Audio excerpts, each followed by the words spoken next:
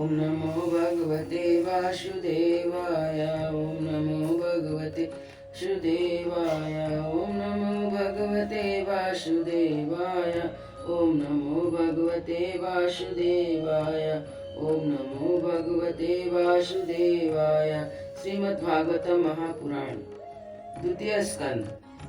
कामनाओं के अनुसार विभिन्न देवताओं की उपासना तथा भगवत भक्ति के प्राधान्य का निरूपण। श्री सुखदेव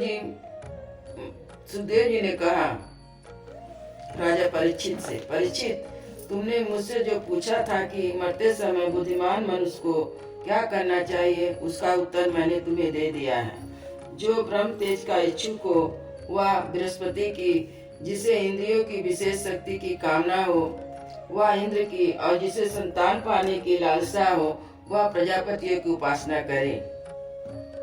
जिसे लक्ष्मी चाहिए वह माया देवी की, जिसे तेज चाहिए वह अग्नि की, जिसे धन चाहिए वह वसुओं की, और जिस प्रभावशाली पुरुष को वीरता की चाह हो उसे रुद्रों की उपासना करनी चाहिए। जिसे बहुत अन्न प्राप्त करने की इच्छा हो वह अदिति का, और जिसे स्वर्ग की कामना हो वो अदिति के पुत्र देवताओं का। जिसे राज की अभिलाषा हो वह विश्व देवों का, और जो प्रजा को अपने अनुकूल बनाने की इच्छा रखता हो वह साध देवताओं का आराधना करना चाहिए। आयु की इच्छा से अश्विनी कुमारों का, और पुष्टि की इच्छा से पृथ्वी का, और प्रतिष्ठा की चाह हो तो लोक माता पृथ्वी और आकाश का सेवन करना चाहिए। सौंदर्य की चाह से गंधर्वों की, पत्नी के प्राप्ति के लिए उर्वशी अप्सरा की, और सबका स्वामी बनने के लिए ब्रह्मा की आराधना करनी चाहिए। जिसे यश की इच्छा हो यज्ञ पुरुष की, और जिसे खजाने की लालसा हो वह वरुण की। विद्या प्राप्त करने की आकांक्षा हो तो भगवान शंकर की, और पति पत्नी में परस्पर प्रेम बनाए रखने के लिए पार्वती जी की उपासना करनी चाहिए।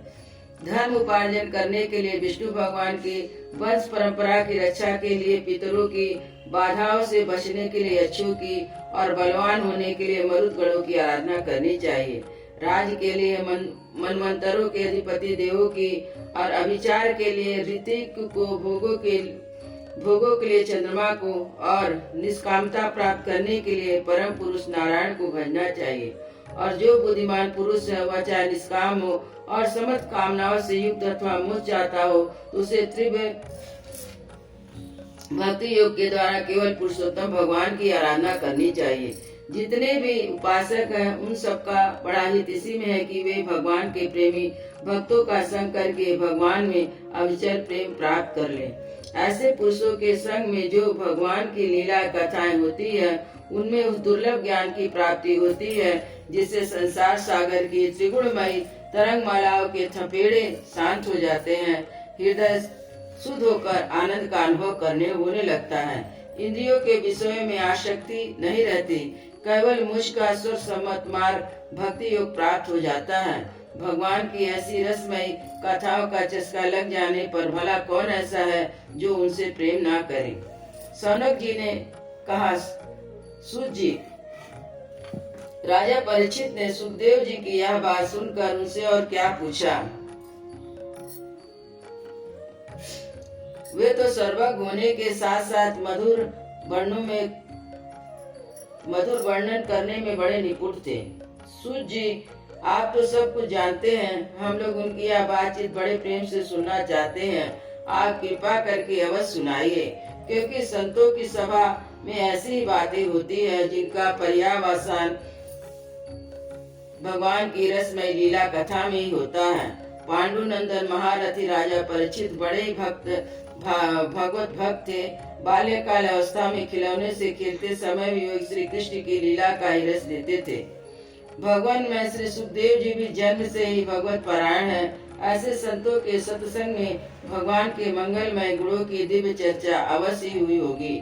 जिसका समय भगवान के श्री कृष्ण के गुणों के गान अथवा श्रवण में व्यतीत हो रहा है, उसके अतिरिक्त सभी मनुष्यों की आयु व्यर्थ जा रही है। जो भगवान सूर्य प्रतिदिन अपने उदय और अस्त से उनकी आयु को छीनते जा रहे हैं, क्या वृक्ष नहीं जीते, क्या लुहार की धोखनी सांस नहीं लेती, गांव के अन्य पालतू पशु पक्षी क्या मनुष्य की तरह खाते पीते या मैथुन नहीं करते। जिसके कान में भगवान की श्री कृष्ण की लीला कथा कभी नहीं पड़ी, वह नर पशु गधे से भी गया बीता है। सूत जी कहते हैं जो मनुष्य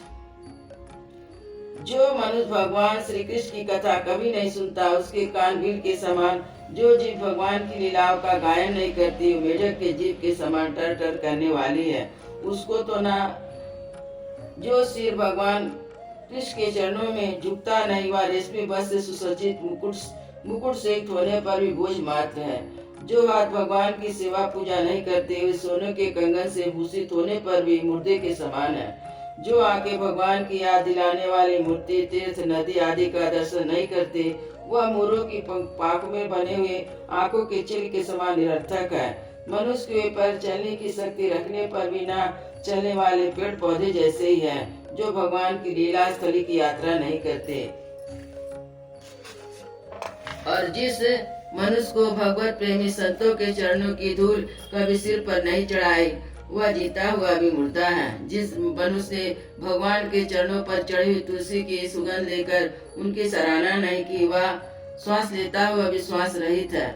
सूत जी, वह हृदय नहीं लोहा है जो भगवान के मंगलमय नामों का श्रवण कीर्तन करने पर पिघल कर उन्हीं की ओर बह नहीं जाता। जिस समय हृदय पिघल जाता है, उस समय नेत्रों में आंसू छलकने लगते हैं, शरीर का रोम रोम खिल उठता है। और प्रिय सूत जी, आपकी बाणी हमारे हृदय में मधुरता भर देती है। इसलिए भगवान के परम भक्त आत्मविद्या विशारद श्री सुखदेव जी ने परीक्षित के सुंदर प्रश्न करने पर जो कुछ कहा, वह संवाद आप कृपा करके हम लोग को सुनाइए। अयोध्या श्री राम लला की जय, वृंदावन बिहारी लाल की जय, श्री गुरु महाराज की जय।